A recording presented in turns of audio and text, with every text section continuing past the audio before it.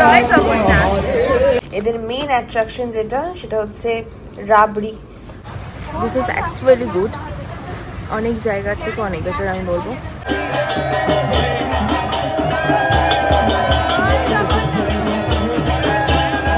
আমাদের দর্শনও হলো খুব সুন্দর, খুব ভালোভাবে দর্শন হয়েছে একদম সামনে থেকে, কারণ ওই টাইমটাতে একদম সামনে থেকে হয়।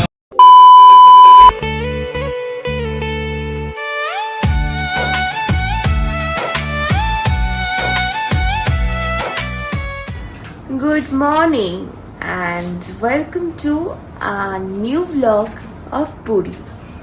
So এখন আমরা আছি পুরীতে, তোমরা সবাই জানো। আর আজকে হচ্ছে ডে 2 আমাদের।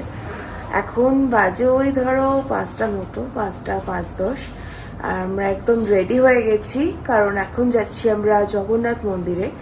কারণ প্রথমেই পুরী আসা মানেই প্রথম কাজই হচ্ছে জগন্নাথ দেবের দর্শন। তো একদম সকাল সকাল দর্শন করব, যাতে করতে পারি ভালোভাবে। অবভিয়াসলি পান্ডা তো নিয়েইছি, কিন্তু তার সাথে সাথেও একটু ভালোভাবে দর্শন করার জন্য তাড়াতাড়ি বেরিয়ে পড়ছি। তো কিভাবে দর্শন হচ্ছে, কোথা দিয়ে হচ্ছে, সমস্ত কিছু তোমাদের সাথে আমি শেয়ার করব। তার সাথে ইচ্ছা আছে পুরীর মহাপ্রসাদ খাওয়ার। তো সেই সব নিয়েও তোমাদের সাথে আমি সবকিছু ডিটেলসে বলবো যে কিভাবে কি হচ্ছে বা কি কি দাম পড়ছে। তো চলো ভিডিওটা শুরু করা যাক, আশা করি তোমাদের ভালো লাগবে। জগন্নাথ দেবের যে সম্মুখ দর্শন হয়, মানে একদম সামনে থেকে, সেইটা কিন্তু তোমরা ওই পরে গেলে পাবে না। মানে 7টা থেকে 8টার মধ্যে তোমরা গেলে কিন্তু ওই দর্শনটা পাবে। আমরা প্রথমেই চলে গেছিলাম সিংহদ্বারে।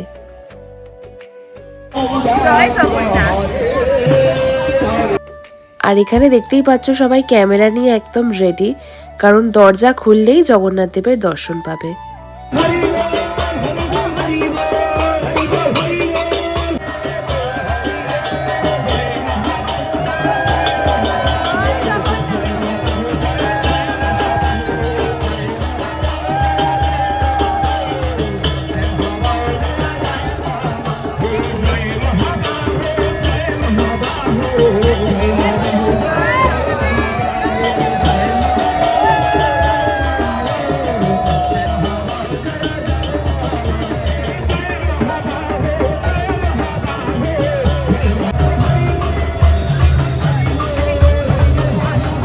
তোমাদের খুব সুন্দর একটা দর্শন করালাম আমি জগন্নাথ দেবের, আমিও করলাম। তো এবার আমরা যাবো পশ্চিম দরজায়, মানে যেটা হচ্ছে টাইগার গেট। সেখানে আমরা গিয়ে প্রভুর দর্শন করব। ভেতরে যেহেতু ক্যামেরা অ্যালাউ করবে না, তো বাইরে থেকেই তোমাদের দেখিয়ে দিলাম পশ্চিম দ্বারটা, যেখান থেকে আমরা দর্শন করেছিলাম। আর এত ভালো দর্শন করব আমরা নিজেরাও ভাবিনি। তো আমরা এই জাস্ট হোটেলে এলাম পুজো দিয়ে, আর আমাদের দর্শন ভীষণ ভালো হয়েছে। মানে লাস্ট টাইম আমি এসেছিলাম যখন পুরীতে জগন্নাথ দেবের দর্শন করতে, তখনও পান্ডা ছিল, কিন্তু এত বাজেভাবে দর্শন হয়েছিল তখন। মানে আমাকে পুরো চেপে দিয়েছিল, আমার চুল ছিঁড়ে গেছিল। সে অনেকক্ষণ ধরে লাইন দিয়ে দিয়ে তারপরে ভেতরে যেরকম ঠেলাঠেলি হয় সে তো হচ্ছিলই। তো খুবই খারাপ হয়েছিল এক্সপিরিয়েন্স। কিন্তু এইবারে যিনি আমাদের পান্ডা ছিলেন, একদম হিট অফ দ্য মোমেন্টে আমাদেরকে ডাকলো, প্লাস এত সুন্দরভাবে দর্শন হলো একদম সামনে থেকে, পুরো জগন্নাথ দেবের সামনে থেকে। আমাদের একদম গার্ড দিয়ে দিয়ে ভীষণ প্রোটেক্টিভ ওয়েতে আমাদেরকে নিয়ে গেছে। আর তোমাদেরকে একটু ডিটেলস গুলো আমি বলে দিই। আমাদের পশ্চিম দ্বার দিয়ে, মানে ওয়েস্ট গেট দিয়ে, যেটা ব্যাঘ্র দুয়ার বা টাইগার গেট যেটা, ওখান দিয়ে আমাদের দর্শন হয়েছে। আর সেকেন্ড হচ্ছে আমাদের যে পান্ডা ছিলেন তাকে মোটামুটি আমি সব জায়গাতেই দেখি 500 টাকা দিতে হয়, কিন্তু ওনাকে আমরা 300 টাকা দিয়েছি, তাতেই উনি খুশি। আর আমি নাম্বারটা দিয়ে দেবো, আমাদের যিনি পান্ডা ছিলেন তার নাম্বার দিয়ে দেবো। আমাদের হোটেল থেকেই ওনার কথা বলেছিলেন, তো আমি স্ক্রিনে নাম্বারটা দিয়ে দিচ্ছি। ভীষণ ভালো মানুষ উনি। তো তোমরাও খুব ভালোভাবে দর্শন করতে পারবে, যদি কারোর লাগে তো ওনাকে কল করে নিতে পারো। আর আমাদের মহাপ্রসাদও উনি সিলেক্ট করে দিলেন কোনটা নেব, তো সেটাও আসবে 3টে নাগাদ করে আমাদের রুমে দিয়ে যাবেন। তো তোমাদেরকে সেটা এলে দেখাচ্ছি তখন। তো এসে গেছে আমাদের মহাপ্রসাদ। বেশ অনেক কিছুই রয়েছে, আমি তোমাদেরকে এক এক করে দেখাবো কি রয়েছে। এই হচ্ছে শুকনো মহাপ্রসাদ যেটা, আর কি কি দিয়েছে সব তোমাদের দেখাচ্ছি। এরকম 2টো বক্স দিয়েছে। আচ্ছা, আমাদের মহাপ্রসাদ অলরেডি দিয়ে গেছে। তো আমাদের কলা পাতা দেয়নি, মানে কলা পাতায় তো খেতে হয়, যা যা নিয়ম থাকে, মানে মাটিতে বসে খেতে হয়, শুদ্ধ বস্ত্রে স্নান করে, অনেক কিছু নিয়ম থাকে মহাপ্রসাদ খাওয়ার। কিন্তু আমার কাছে আনফর্চুনেটলি এখন কলা পাতাটা নেই, কারণ ওনারা একটা শাল পাতা দিয়ে গেছেন। তো আমি সবটা ওই জন্য মানতে পারবো না। তবে কি কি আছে আমি নিশ্চয়ই তোমাদের সাথে শেয়ার করব। আর প্লিজ আমার কমেন্ট সেকশনে তাই জন্য কেউ উল্টোপাল্টা বলো না যে কেন তুমি কলা পাতায় খাওনি বা নিয়ম মেনে খাচ্ছ না, সেটা প্লিজ বলো না। যতটুকু মানতে পারবো ততটুকুই আমি তোমাদেরকে দেখাবো। তো এই হচ্ছে আমাদের মহাপ্রসাদ, যেখানে রয়েছে এদের মেন অ্যাট্রাকশন যেটা, সেটা হচ্ছে রাবড়ি মালপোয়া। আর তার সাথে এখানে বিভিন্ন রকমের রয়েছে, ঘি ভাত রয়েছে, কণিকা, এটা কিছু একটা তরকারি হবে, আমি অত নাম তো জানি না, এটা ডাল বা খিচুড়ি টাইপের কিছু হবে। তো এই হচ্ছে মহাপ্রসাদ। মহাপ্রসাদ খেয়ে একটু রেস্ট নিয়ে এবার বিকেলবেলা আমরা বেরোবো নীলাদ্রি বিচের উদ্দেশ্যে। তো আমি আর মা রেডি হয়ে বেরিয়ে পড়েছি, আর এখন যাচ্ছি আমরা নীলাদ্রি বিচে। নীলাদ্রি বিচ হচ্ছে একটু অফ বিচ, মানে একটু আননোন একটা বিচ, আননোন বলবো না, মানে আনপপুলার একটা বিচ, যেটা এখন অব্দি সেরকমভাবে সবাই চেনে না।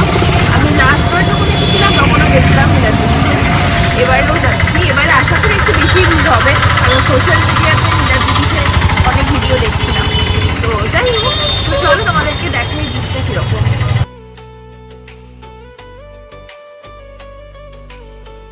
এই হচ্ছে নীলাদ্রি বিচের বাইরের প্লেসটা। এই যে ছুটে ছুটে আসছে, এবারে যাবে কে জানে।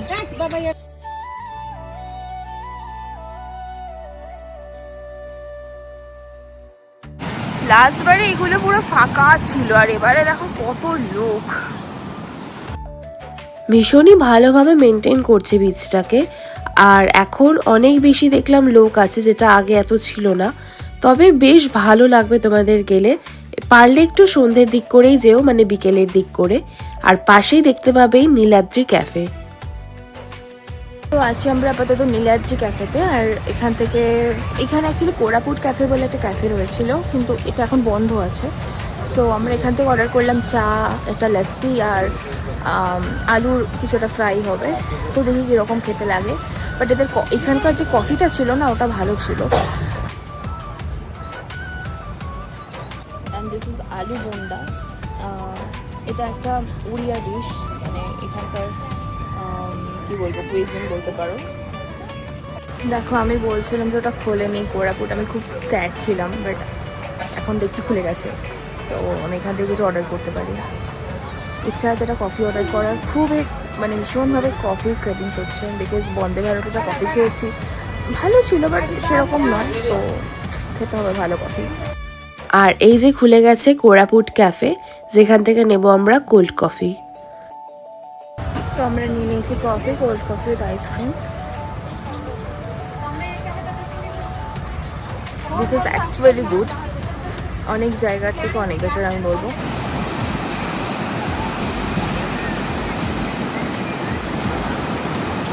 তো আমাদের খাওয়া দাওয়া মোটামুটি এখানেই শেষ হচ্ছে, কারণ হচ্ছে ডিনার করার আর পেটে জায়গা নেই, আমাদের অলরেডি ফুল আছি। তো ভিডিওটাও এখানেই শেষ করবো আজকের মতো, আর নাহলে অনেক বড় হয়ে যাবে ব্লগটা।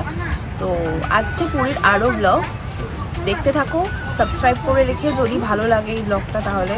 অ্যান্ড আসছে অনেক ইনফরমেশনও। তো চলো আজকের মতো টাটা, গুড নাইট।